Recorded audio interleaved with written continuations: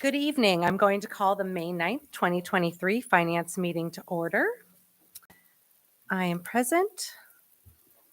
Councilmember Jessica Brennan, Councilmember Bill McPartlin, Councilmember Jason Moskowitz, Town Attorney Elena Finnan, Town Comptroller Elizabeth Greenwood, Assistant to the Town Comptroller Janet Wynn.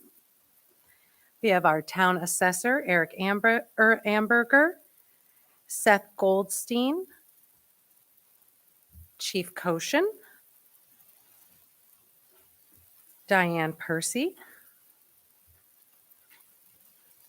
Lori Peretti, Laura Robertson, no. Ray Smith, Matt Yetto. We have two members from the public. We have Mr. Brian Backus, and we also have Eliza Mizbahi, and we have our reporter from the Gazette, and that's Ted Remsnyder. So I think that's everyone. Oh, and also Marcus Puccioni. Good to see you. All right, so may I have a motion to approve the meeting minutes from the April 13th, 2023 Finance meeting? Motion to approve the minutes from the April meeting. Thank you. Do I have a second? Second. Are there any changes to those meeting minutes?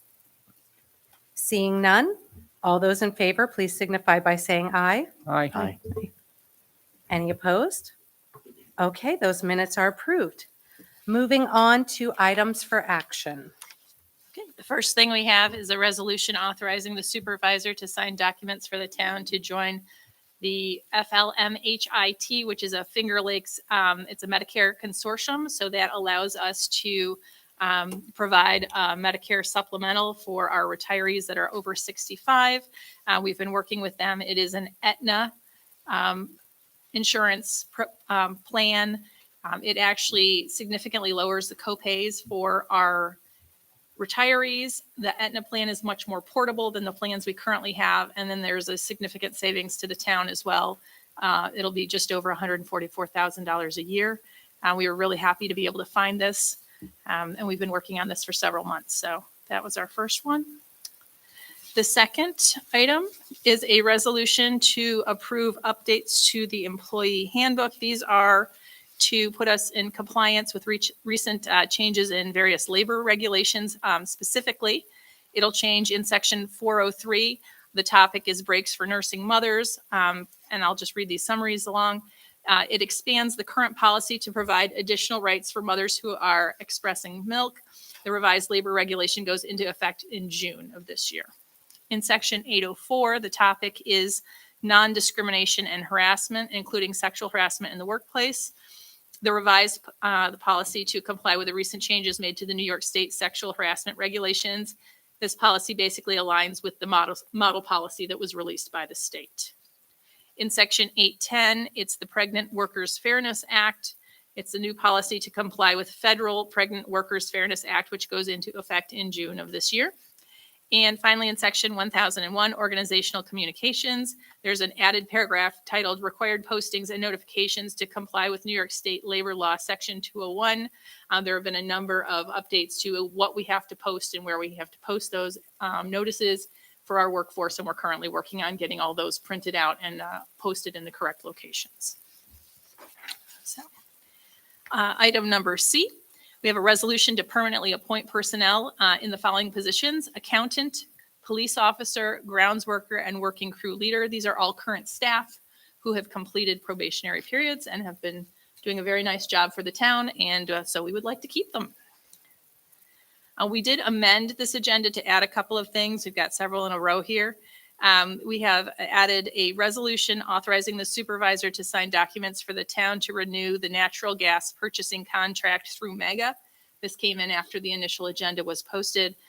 We're currently in negotiation with regard to rates on that. Just to warn the board, the natural gas rates have gone through the roof. We're probably going to basically triple what we're paying. I'm doing the best I can with that, but it's not looking very pretty. Item E was also added. We had it originally as a discussion item, but we're going to ask for a resolution to accept certain students into the various internship positions. We've been really fortunate to get a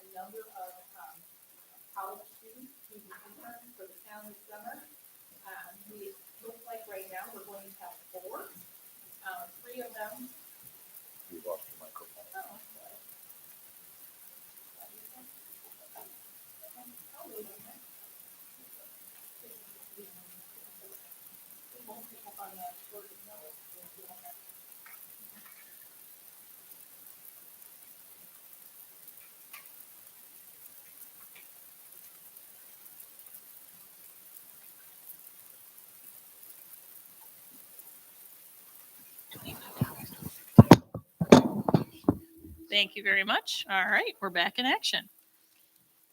Okay, so backing up.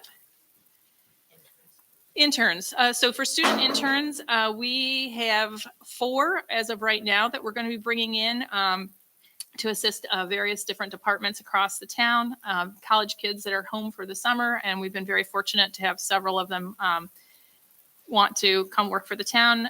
We will be having an intern in the comptroller's office working with us. We will have one that will be split between legal and the planning department. She's actually been here before. We will have one actually assisting Seth, and then we'll have one as a help to the supervisor's office as well. So I'm really looking forward to that. It's great to see some fresh faces. And yes, and all but one are completely free to the town. So definitely excellent. The next is a resolution that will be on to set the water and sewer rates. And we've discussed that at great length at multiple meetings. We have a tentative approval for the purchase of a blower motor for the wastewater treatment plant. We weren't sure about the amount on that yet. So did we need that, or okay, we do not need that. We'll strike that. All right.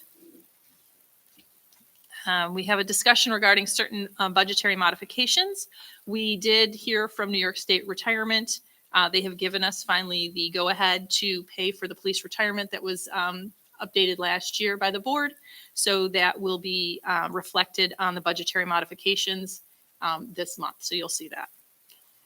And finally, I just wanted to have a brief discussion discussing fiscal year 2022 year end. I had sent kind of a summary out to the board, but I just wanted to kind of discuss it on the record so that everybody in town would be aware.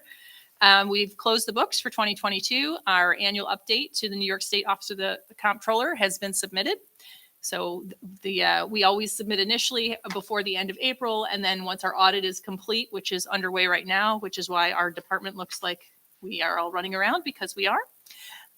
Once they make any recommendations, we will amend that annual update document and resubmit it.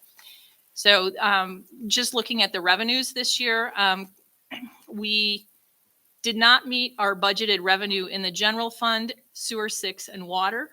That was not a terrible surprise, especially for sewer 6 and water. But the good news is that the department heads did an excellent job of keeping expenditures down. So they actually did not spend the entire budgeted amount in any of the funds except sewer 1. So we were able to keep everything balanced, which was excellent. Just as a reminder, this past year, the town did use just under $1 million in bond anticipation notes to support equipment purchases in water and sewer funds, and did use fund balance to support the equipment purchases in the general and highway funds. So with that in mind, I just wanted to give a quick overview on where we ended with the fund balance. Each fund has its own fund balance, so I'll just take it in total, just to make it a little bit easier. But at the end of the year, we ended with an increased overall fund balance of just over, just under $1.8 million. So that was due to several things. We had several purchases that ended up getting deferred because the prices were so high. So people elected not to spend the money. So it rolls into the following year, and we'll deal with those purchases that had been considered, but also because of the rising interest rates. So any funds that we had invested, we've been doing exceptionally well on interest with right now. So we're very comfortable with where we are with our fund balance at the end of this year, and we'll be able to carry on and see what the auditors have to say, but we did not see anything over the course of this year that was in any way concerning, even with the increase of expenses that we experienced. So, and that's all we have for finance tonight, unless you have any questions. Yes, are there any questions?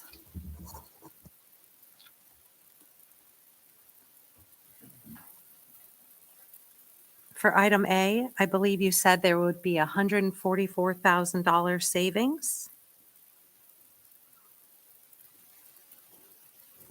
That's correct. And because of the way this consortium works, that'll be the savings in the first year. And they expect that as this consortium grows, that our savings will actually increase a little bit each year compared to what we had been paying. So we look forward to anticipating that. Could you share a little bit about what prompted the updates to the handbook, the employee handbook? Yep. Our plan, now that we've had it updated just last year, it hadn't been updated in several years. So we work with our public sector HR anytime the state updates any kind of labor law or the federal, one of these was actually a federal update. They're working with us to ensure that those get rolled in immediately each year so that we don't lag behind going forward. So we just try to keep everything as current as we possibly can to ensure that we're meeting our obligations to our employees.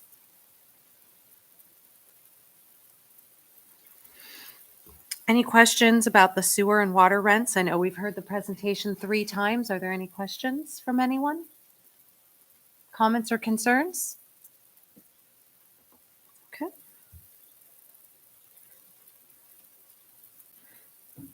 Okay, is there anything that needs to be referred from public safety from the floor? All right, anything from Public Works that needs to be referred from the floor? Community programs? Economic development? All right. Our next finance meeting will be on June 13th, 2023 at 6:30 PM. That's all we have for our finance meeting agenda. At this time, I'll make a motion to adjourn. Do I have a second? Second. Second. All right. All those in favor signify by saying aye. Aye. Okay, the ayes have it. We stand adjourned and we will begin our agenda committee meeting at 7 PM.